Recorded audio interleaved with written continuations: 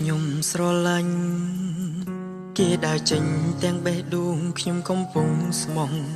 ខ្ញុំបានដាក់ចិត្តស្រឡាញ់ទាំងអស់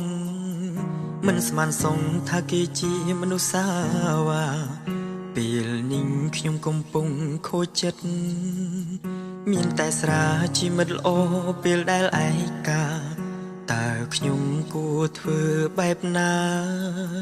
ទើបអាចបំភ្លេចគេចេញពីបេះដូង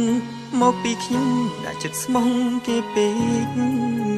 មិនគិតដល់ថ្ងៃដែលគេសំបែកពេលនេះឈឺបានសម្រេចទោះឲ្យខ្ញុំយំដល់ស្អែកក៏គេមិនអាចត្រឡប់ដូចដើម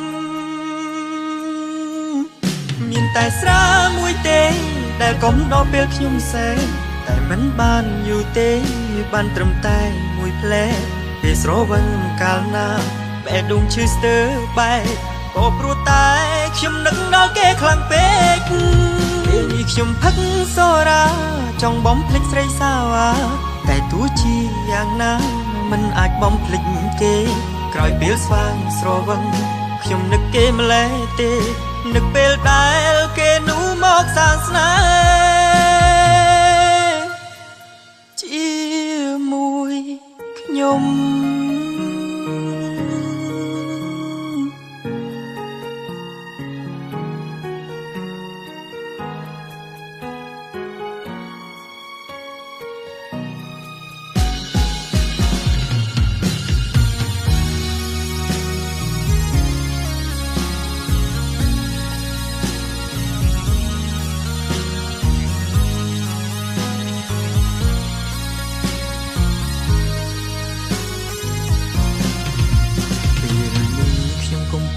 ខូចចិត្ត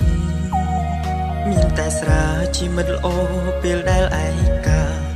តើខ្ញុំគួរធ្វើបែបណាទើបអាចបំភ្លេចគេចេញពីបេះដូងមកពីខ្ញុំដាក់ចិត្តស្មងគេពេកមិនគិតដល់ថ្ងៃដែលគេសំបែកពេលនេះឈឺបានសម្រេចទោះឲ្យខ្ញុំយំដល់ស្អែកក៏គេមិន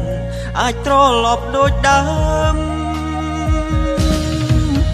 មានតែស្រាមួយទេដែលកំដរពេលខ្ញុំសេ